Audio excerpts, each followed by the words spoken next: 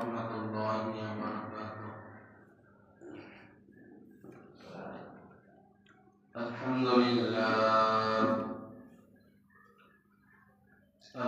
لله الذي أنزل على عبده الكتاب ولم يجعل له عوجا ونشهد أن لا إله إلا الله وحده لا شريك له ونشهد أن سيدنا وسندنا وحبيبنا ومولانا محمدا عبده ورسوله أرسله الله تعالى بالحق بشيرا ونذيرا وداعيا إلى الله بإذنه وسراجا وقمرا منيرا. أما بعد فأعوذ بالله من الشيطان الرجيم. بسم الله الرحمن الرحيم.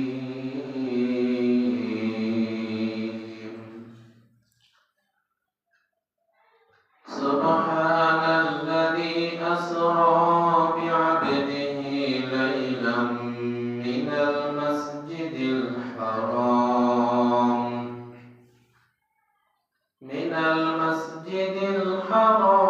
إلى المسجد الأقصى الذي باركنا حوله لنريه من آياتنا إنه هو السميع العليم.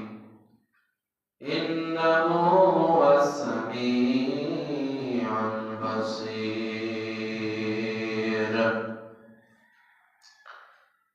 وقال رسول الله صلى الله عليه وسلم إن الله يحب الأبرار الأتقياء. وقال في شان حبيبه ومحبوبه ومعشوقه إن الله وملائكته يصلون على النبي يا أيها الذين آمنوا صلوا عليه وسلموا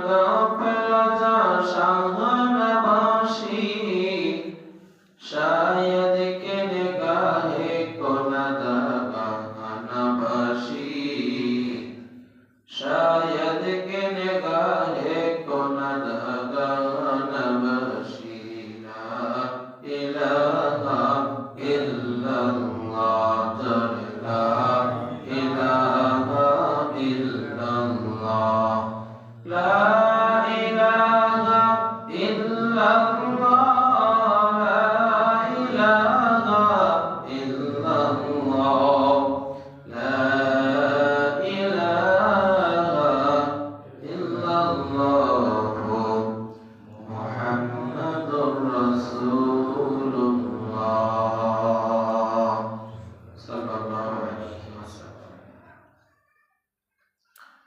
হৃদয়ে মুহাম্মদ চেতনায় মুহাম্মদ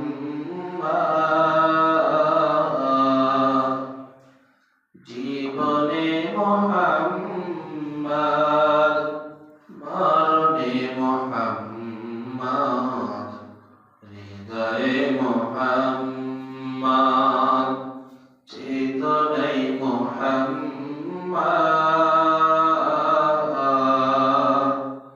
জীবনে মুহাম্মদ মরণে মুহাম্মদ হৃদয়ে মুহাম্মদ কত ব্যথা কত ভাবে শুয়েছ যে তুমি তোমারি কোনে লাল তায়েফের ভূমি কত ব্যথা কত ভাবে শুয়েছ যে তুমি তোমারি কোনে লাল তায়েফের ভূমি ফেরেশতা এসে চাই ধ্বংসের হুকুম লৌহমাকা মুহাম্মদ প্রাণীতে হযরত হে খোদা দয়া করো হৃদয়ে পাশি ওরা যে চিনিনি আমি যে মুহাম্মদ আমি যে মুহাম্মদ হৃদয়ে মুহাম্মদ চেতনায় মুহাম্মদ জীবনে মুহাম্মদ মরণে মুহাম্মদ হৃদয়ে মুহাম্মদ জোরে বলি মারহাবা মুআজ্জাজ মুকাররম মহান রব্বুল আলামিনের দরবারে লাখো কোটি শুকর ও সুজুদ যে মহান মালিক আমাকে আপনাকে রজব মাসের 26 তারিখের জুমায় 16 জানুয়ারি এবং মাঘ মাসের 2 তারিখের জুমায় আমাদের যাদেরকে আল্লাহ পাক রব্বুল আলামিন জুমার নামাজের উদ্দেশ্যে করে নিয়ে এসেছেন আমরা যারা আগেভাগে আসতে পেরেছি আমরা মহান রব্বুল আলামিনের দরবারে শুকরিয়া আদায় করি আমরা সকলে জবান ছেড়ে বলি আলহামদুলিল্লাহ কারণ আমার আপনার মতো হাজারো ভাই হাজারো বাবাজিরা হাজারো চাচারা মুরব্বীরা যারা বিভিন্ন পেরেশানির মধ্যে বিভিন্ন অসুস্থতার মধ্যে বিভিন্ন হসপিটালে বিভিন্ন সমস্যার ভিতরে জড়িত আছে আমরা যে নাই তা না কিন্তু আমাদেরকে আল্লাহ পাক ওই পেরেশানি ওই ধরনের কেলানি থেকে আমাকে আপনাকে হেফাজত করে আগে বাগে মসজিদে আসবার এবং বারবার যে ক্ষমতা শক্তি দিয়েছেন তিনি হলেন একমাত্র আল্লাহ সেই আল্লাহ যদি ক্ষমতা না দিতেন আমি আপনি আগে বাগে আসতে পারতাম না কথা সঠিক না বেঠিক এজন্য আল্লাহ যে আমাকে নিয়ে আসছেন এজন্য আরেকবার শুকরিয়া করি আলহামদুলিল্লাহ দরুদ ও সালাম পেশ করি সাইয়্যিদুল মুরসালিন রাহমাতুল লিল আলামিন ইমামুল মুরসালিন মানবতার মুক্তি একমাত্র কান্ডারি বিশ্বনেতা বিশ্বনবী আহমদ মুস্তাফা মুহাম্মদ রাসূলুল্লাহ সাল্লাল্লাহু আলাইহি ওয়াসাল্লাম সম্মানিত উপস্থিতি আজকের জুমাটা রজব মাসের 26 তারিখ আর এই 26 তারিখের দিন চলে যাওয়ার পরে যে রাত আসে এটা হলো 27 তারিখ এখন চলতেছে 26 রজব দিনের বেলা মাগরিবের পরে হবে 27 রজব রাতের বেলা আর 27 রজবের একটা ঐতিহাসিক তাৎপর্য ঐতিহাসিক একটা দিন সেটাকে আমরা সবে মেরাজ জানি এটার নাম হলো সবে মেরাজ আর এসবে মেরাজের অনেক অনেক ঘটনা, অনেক ইতিহাস, অনেক পাওয়া, এ বিষয়ে আমরা কম বেশি জানি। তারপরেও যে সময় আছে, সময়ের ভিতরে সংক্ষিপ্ত কিছু আলোচনা। বান্দা, আমার আল্লাহ আমাদের যে বানিয়েছেন, সৃষ্টি করেছেন, নবীজিকে যে ইজ্জত সম্মান দিয়েছেন, এই মেরাজের রাতে অনেক প্রমাণ আছে। এই কারণে আমরা এই আলোচনাগুলো শুনি। কোরআনের ভাষায় কি বলে? কোরআনের ভাষায় যে আয়াত আমি তেলাওয়াত করেছি, ইনদা সিদরাতিল মুনতাহা ইনদাহা জান্নাতুল মাওয়া। সূরা নজমের দুইটা আয়াত আমি আপনাদের সামনে তেলাওয়াত করেছি। সূরা ইসরা, একটা সূরার নাম বনি ইসরাইল। এই বনি ইসরাইল সূরার একটি নাম আছে, যে নামটি হলো ইসরা। বনি ইসরাইল, ইসরাইল, এই সূরার ভিতরে আল্লাহ পাক রব্বুল আলামিন প্রথম আয়াতে যে কথাটি বলেছেন, সুবহানাল্লাযী আসরা বিআবদিহি লাইলাম মিনাল মাসজিদিল হারাম। আমার আল্লাহ পবিত্র, পবিত্র আমার আল্লাহ, যিনি তার বান্দাকে একটা রাত্রিবেলা লাইলাম মিনাল মাসজিদিল হারাম ইলাল মাসজিদিল আকসা, মসজিদে হারাম থেকে মসজিদে আকসা পর্যন্ত ভ্রমণ করিয়েছেন। বাইতুল মুকাদ্দাস থেকে নিয়ে সিদরাতুল মুনতাহা সপ্তম আকাশ পাড়ি দিয়েছেন। একটা রাত্রিবেলা তার হাবিবকে দুনিয়া জাগাতে জমিন থেকে নিয়ে সপ্তম আকাশ পাড়ি দিয়ে সিদরাতুল মুনতাহা, ওখানে মেরাজ হয়েছে, আল্লাহর সাথে কথোপকথন হয়েছে। আল্লাহ বলেন, মিনাল মাসজিদিল হারাম ইলাল মাসজিদিল আকসা আল্লাযী বারাকনা হাওলা। একটা ভবন ছিল, এমন একটা ভবন যে ভবনে করে নিয়ে গিয়েছে, লিনুরিয়াহু মিন আয়াতিনা ইন্নাহু হুয়াস সামিউল বাসীর। মেরাজের ঘটনা যদি বলতে হয়, এত সময়ের প্রয়োজন। মেরাজ এমন কোন নবী রাসূলকে আমার আল্লাহ মেরাজ করান নাই। 1,24,000 পয়গম্বরকে আল্লাহ পাক জমিনে পাঠিয়েছেন।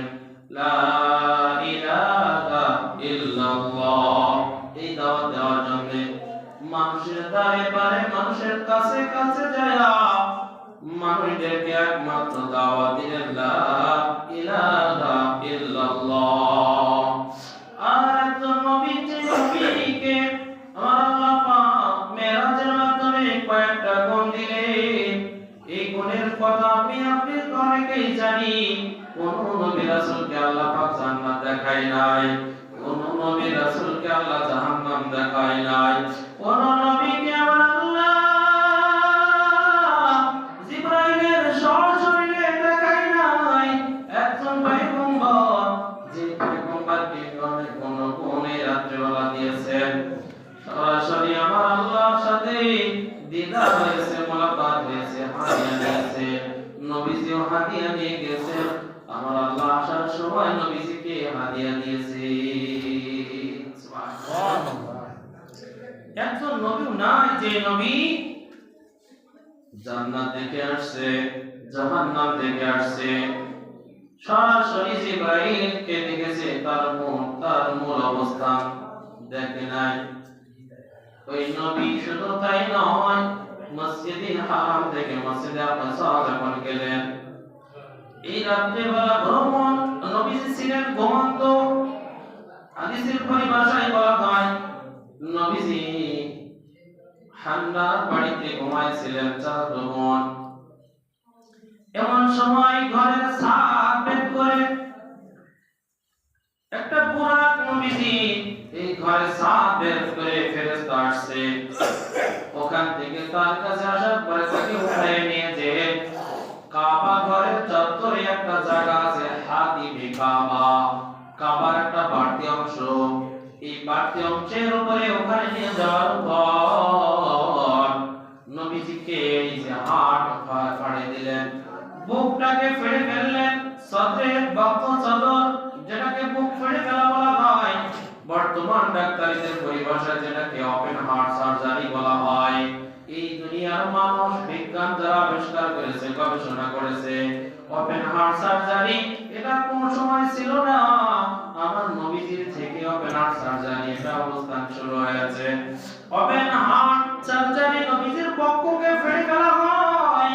নবীজির বক্ষ ফেড়ে ফেলে তার ভিতর থেকে কিছু জিনিসগুলা বের করে নিয়ে সুন্দর করে নিয়ে আর নবীজি বলে নেওয়ার পরে জমজম এবং পানি দ্বারা আমার ওই বিষয়গুলাকে ধুয়ে দিয়ে একটা হাসে নূর কালেমা এবং নূর দ্বারা আমার এই বক্ষটাকে ভরে দেওয়া হয়। সুবহানাল্লাহ। এমন সময় নবীজি ঘরের ভিতরে ছিলেন, রব রব রব রব পুরা কাটছে, গাধা এবং খচ্চরের মিলনে যেটা হয় এটাকে বোরাক বলে। এই গাধা থেকে ছোট, খচ্চর থেকে বড়, অথবা খচ্চর থেকে বড়, গাধা থেকে ছোট, এমন একটা বাহন যে বাহনের দ্রুত পৃথিবীর মধ্যে কামত পর্যন্ত এত দ্রুত গতিতে কোনো কিছু আর আবিষ্কার হবে বলে কোনো বিজ্ঞান আশা করে না। এত দ্রুত ৭,০০০ বছরের রাস্তা আমার আল্লাহ একটা রাতে নবীজিকে ভ্রমণ করে নিয়ে আসছে। আপনারা জানেন, যারা মোগল যারা ইতিহাস সম্পর্কে জানেন, বিশেষ করে ভৌগোলিক অবস্থান জানেন, উত্তরকরণ, দক্ষিণকরণ, এই উত্তর মেরুকরণ, এই যে এই পৃথিবীটা গোল, ভূঅর্থ পৃথিবী আর গোল অর্থ গোলাকার। এই পৃথিবীটা কিন্তু গোলাকার। এই গোলাকার বলে এটা কি ডিমের মতো গোলাকার না অন্য কোনো কিছুর মতো গোলাকার? গোলাকার বিজ্ঞান বলে এই গোলাকারটা হলো একটা কমলা বা লেবুর মতো, একটু চাপা জাতীয়। এই পৃথিবীটা এমন একটা চাপা জাতীয়, কিন্তু এর যে একটা ভারসাম্য, এর যে একটা রেণু, এক রেণু থেকে আরেক রেণু পর্যন্ত এই মেরুকরণ থেকে নিয়ে ৫০০ বছরের রাস্তা।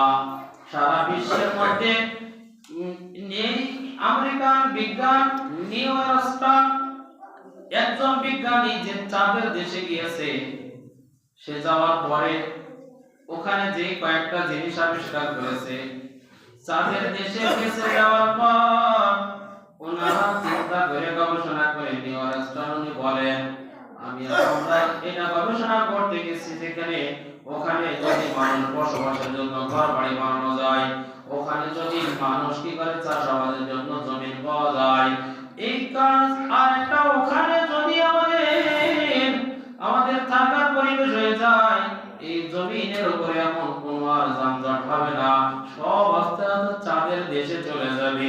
বিজ্ঞান, প্রথম সারির বিজ্ঞান, উনি ওখানে যাওয়ার পরে ৩টা থিওরি দিয়েছেন। আসার সাথে সাথেই বলেছে আমরা চাঁদের দেশে যেটা দেখছি ওখানে বিন্দু পরিমাণ অক্সিজেন নাই, একটা জাররা পরিমাণ অক্সিজেন ওখানে নাই। ২ নাম্বার যে চাঁদের যে জমিন ওখানে দেখছি, এই জমিনের ওখানে সামান্যতম কোনো উর্বরতা ক্ষমতা নাই। ৩ নাম্বার একটা জিনিস দেখলাম, ওই জিনিসটা দেখার পরে আমি ওখান থেকে ফিরে আসলাম, ওখানে বসে গবেষণা করতে পারলাম না। কি জিনিস ওটা? ওটা দেখলাম চাঁদের অপর প্রান্তে একটা কালো রেখা দাগ দেখা যায়। এই ৩টা জিনিস এসে যখন উনি ফিরে আসার পর ১ নাম্বার বললেন চাঁদের দেশে মানুষ বসবাস করবে, তো করবে কিভাবে? কারণ ওখানে কোনো অক্সিজেন নাই। আবার মানুষ যে আবিষ্কার করার জন্য, মানুষ যে ওখানে বসবাস করার জন্য চাষাবাদ করবে, রিজিকের ব্যবস্থা করবে, ওখানে কিন্তু কোনো জমির উর্বরতা নাই, এটাও হবে না। ৩ নাম্বার এই যে আমি রেখা দেখলাম, এই রেখাটা কিসের রেখা? গবেষণা করতে যদি বসি, আমি যে অক্সিজেন নিয়ে গেছি অক্সিজেন শেষ হয়ে যাবে, ফিরে আসা পর্যন্ত আমার হায়াত হয়তো আর থাকবে না। এজন্য আমি আমেরিকার সবথেকে বড় গবেষণা কেন্দ্র এখানে ৬ মাস যাবত একাধারে রেখাটা দেখে গবেষণা করলাম। এই গবেষণা করার পরে এটাই বুঝলাম যে চাঁদকে দ্বিখণ্ডিত করেছিল কোরআনের সূরা ইয়াসিনে, ওই আয়াত নবীজির আঙ্গুলের ইশারায় চাঁদ দ্বিখণ্ডিত হয়েছিল।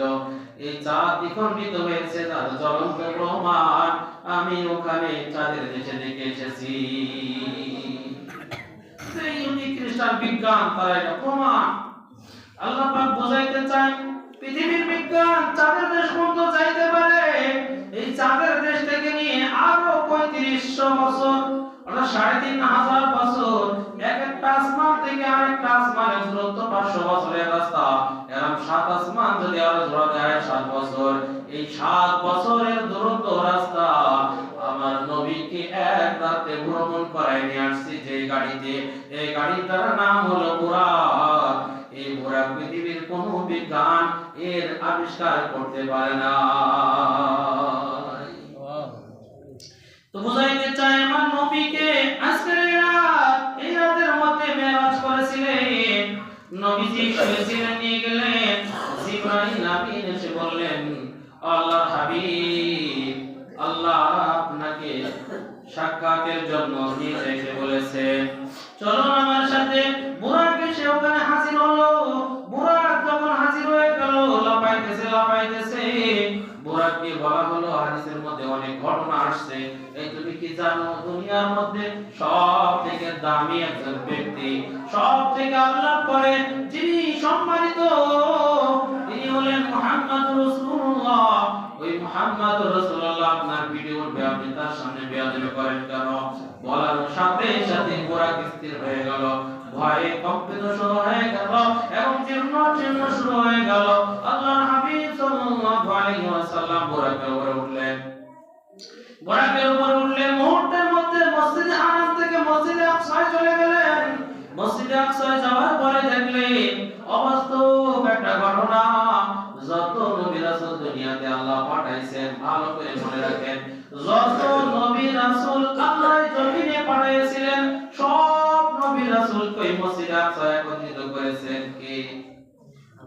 আর জোরে বলেন আল্লাহ। আর জোরে আল্লাহ। আলী হাসেন মাশাআল্লাহ। আল্লাহ পাক নবীজিকে ওখানে নিয়ে গেলেন এই কারণে, শুধুমাত্র কেবলমাত্র নামাজ পড়াবেন, 2 রাকাত নামাজ পড়াবেন। আদম আলাইহিস সালাম উনি তাকাইছেন নূহ নবীর পরে কে ইমামতি করবে? নূহ নবী আবার ইব্রাহিম নবীর দিকে তাকায়, দুনিয়ার অর্ধেক সুন্দর এত চেহারাওয়ালা একজন পয়গম্বর, নাম তার হলো ইউসুফ নবী দিকে আরেকজন তাকায়, দাউদ নবীর কণ্ঠ অনেক চমৎকার, যে নবীর কণ্ঠ শুনে মাছগুলা সাগর থেকে ডাঙায় চলে আসতো। এত সুন্দর কণ্ঠওয়ালা, ওই কণ্ঠওয়ালা নবীর পিছনে নামাজ পড়তে বাকিরা চায়, কেউ নাই, কেউ সামনে যাইতে পারে না। জিবরাইল বলে ও পয়গম্বর, আমার আল্লাহর আদেশ হলো আমার নবী আমার দোস্ত সব নবীদের সেরা নবী, সব নবীদের নামাজের ইমামতি করে প্রমাণ করায় দেব, সব নবীর সেরা নবী আমার নবী আমার দোস্ত মুহাম্মাদুর রাসূলুল্লাহ। সবাই বলেন সাল্লাল্লাহু আলাইহি ওয়াসাল্লাম। নবীকে নামাজ পড়াইলেন, ইমামতি করাইলেন, বলে আদম তুমি আগে আসতে পারো, নূহ তুমি পরে আসতে পারো, ঈসা সর্বশেষ হইতে পারো। যত নবী রাসূল দুনিয়াতে মধ্যে আসছে উলুল আজমি মিনার রাসূল ওয়ালা তাস্তাজিল লাহুম সূরা ইয়াহকাব। আল্লাহ বলে বুঝাইতে চাই আমার নবী হলো সেরা নবী, সব নবীর শ্রেষ্ঠ নবী, আমার আপনার মায়ার এতিম নবী। বলেন কথা ঠিক কিনা? এই নবীকে নামাজ পড়ানোর পরে রওনা দিলেন। রওনা দেওয়ার পর প্রথম আসমানে গেলেন। প্রথম আসমানে যখন গেলেন, যাওয়ার পরে তেনার ড্রাইভার ছিলেন জিবরাইল আমিন। জিবরাইল আসমানের কাছে অনুমতি নিলেন। প্রথম আসমানের যিনি ছিলেন, অনুমতি নেওয়ার পরে বললেন আপনার সাথে কে? বলে অমুক আসছে। বলে তাকে নিয়ে যাওয়ার জন্য কি পারমিশন আছে? বলে হ্যাঁ। প্রথম আসমান খুলছে, আর ওখানে করার পরে দেখে পয়গম্বর হযরত আদম আলাইহিস সালাম প্রথম আসমানে তিনি রয়েছেন। আর নবীজিকে দেখে আদম আলাইহিস সালাম বাপ বলে সম্বোধন করলেন। নবীজি তার সাথে মোলাকাত করলেন, আর নবীজি দোয়া দিলেন, বরকতের দোয়া দিলেন, রহমতের দোয়া দিলেন। আর ওখান থেকে আবার প্রথম আসমান ভেদ করে দ্বিতীয় আসমানে গেলেন। সংক্ষিপ্ত সময় কম, দ্বিতীয় আসমানে যাওয়ার পর ওই আসমানে অনুমতি নিলেন। একইভাবে দ্বিতীয় আসমানে যাওয়ার পরে দেখে ওখানে হযরতে ঈসা এবং হযরতে ইয়াহইয়া, ওনার আত্মীয়, পরম আত্মীয় সবার দুই পয়গম্বর এক জায়গায়, তাদের সাথে মোলাকাত করলেন, তাদের সাথে সাক্ষাৎ করলেন। তৃতীয় আসমানে গেলেন। তৃতীয় আসমানে যাওয়ার পর ওখানে দেখলেন হযরত ঈসা আলাইহিস সালাম, তার সাথে সাক্ষাৎ হলো। চতুর্থ আসমানে আবার এইভাবে গেলেন। চতুর্থ আসমানে হযরত হারুন আলাইহিস সালামের সাথে দেখা হলো। এরপরে পঞ্চম আসমানে হযরত ইউসুফ আলা নবীনা এই পয়গম্বরের সাথে সাক্ষাৎ হলো। ষষ্ঠ আসমানে ছিলেন সবথেকে রাগী পয়গম্বর, যে নবীর নাম কোরআনের মধ্যে 64 জায়গায় আসছে। ওই পয়গম্বরের নাম আপনারা আজকে বলেন মুসা। মাশাআল্লাহ মাশাআল্লাহ। ওই পয়গম্বরের নাম হলো হযরত মুসা পয়গম্বর। ওই মুসা নবী ওখানে থাকার পর দেখা করলেন, সাক্ষাৎ করলেন।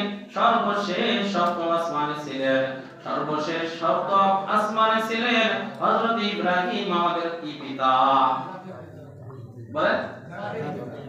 মাশাআল্লাহ, সবাই তো শুনছেন মাশাআল্লাহ। জাতির পিতার সাথে সাক্ষাৎ করলেন।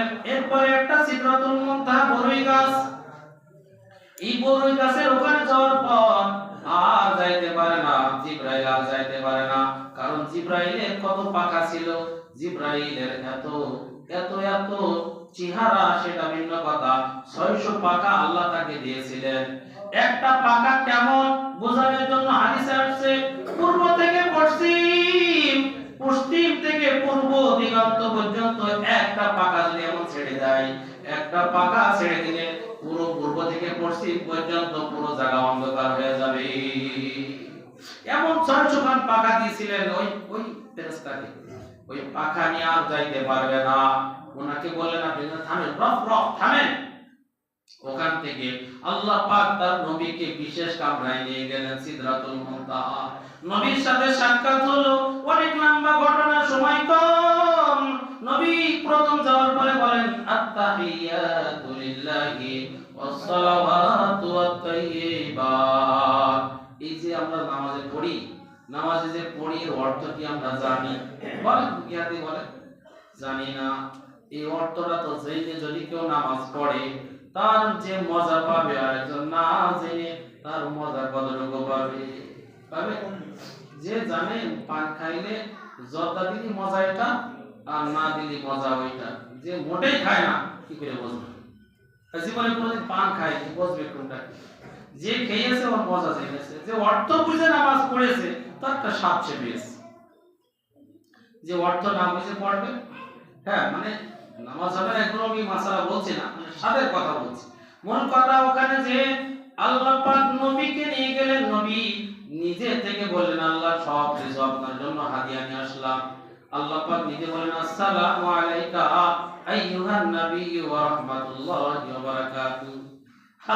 আল্লাহ পাক নবীকে সালাম দিয়েছেন, আইয়ুহান নবী, হে আমার পয়গম্বর, ওয়া রাহমাতুল্লাহি ওয়া বারাকাতুহু, সমস্ত রহমত বরকত আপনার জন্য।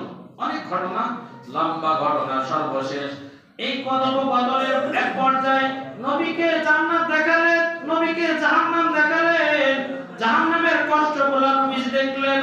এক এক জায়গায় গেলেন আর বললেন এদের এই শাস্তি কেন? বলে এরা এই কাজ করেছে, এক মহিলার জিহ্বা টেনে এরাম 100 গজ দূরে পেট মারছে। আর এগুলা বলে চুলগুলো এমন আছে কেউ পুকুরের মধ্যে সাঁতার কাটে, এক ফেরেশতা এসে এরকম মাথার উপরে পাথর দিয়ে মেরে মাথা ফাটায় ফেলে, আবার দূরে চলে যায়, আবার নিকটে আসে, আবার পাথর মারে। এইভাবে এক এক শাস্তি দেখলেন, জান্নাত জাহান্নাম দেখলেন। আসার সময় নবীজিকে আবার আল্লাহর সাথে মোলাকাত করে আসছে। আসার সময় আল্লাহ পাক নবীজিকে একটা জিনিস হাদিয়া দিলেন, সেটা হলো নামাজ। আর বলবো কোন সময় নেই, নামাজ হাদিয়া দিলেন 50 ওয়াক্ত। কয় ওয়াক্ত? ফিরে আসছে মুসা নবীর কাছে। মুসা নবী ষষ্ঠ আসমানে আসার পরে বলে কি আল্লাহর সাথে যদি আরো অনেক কিছু দিয়েছে, দুইটা জিনিস, সেগুলো বলতে গেলে আরেকদিন। তবে এখন যেটা বলি 50 ওয়াক্ত নামাজ নিয়ে আসছে মুসা নবী। হাদিসের মধ্যে দুই রকম ইবারত আসছে, হাদিসের মধ্যে দুই রকম ইবারত আসছে। একবার হলো যে নবীজি তাকে খুব জোর করি তুমি যাও আল্লাহর কাছে, তুমি একটু যেই বলে আসো নামাজ একটু কমাই দিতে, কারণ আমার উম্মতের যেই মানে 72 ফেরকা ছিল না ইসরায়েলি জামানা, তো অনেক কঠিন হয়ে যাবে, পারবে না, কমাই নিয়ে আসে গেছে। এইভাবে একটা রিওয়ায়াত পাওয়া যায় নবীজি গেছেন 5 বার, 4 বারে 40 ওয়াক্ত কমাই দিয়েছে, শেষের বারে 5 ওয়াক্ত কমাই দিয়েছে, তাহলে 45 কমে গেল। আরেক রিওয়ায়াতে বলে না না, শুরু থেকে নিয়ে শেষ পর্যন্ত 5 ওয়াক্ত করে যতবার গিয়েছে 5 ওয়াক্ত কমাই দিয়েছে, 9 বার গিয়েছে আল্লাহর কাছে। আমার বাপের কাছে আমি একবার থেকে 2 বার 3 বার একই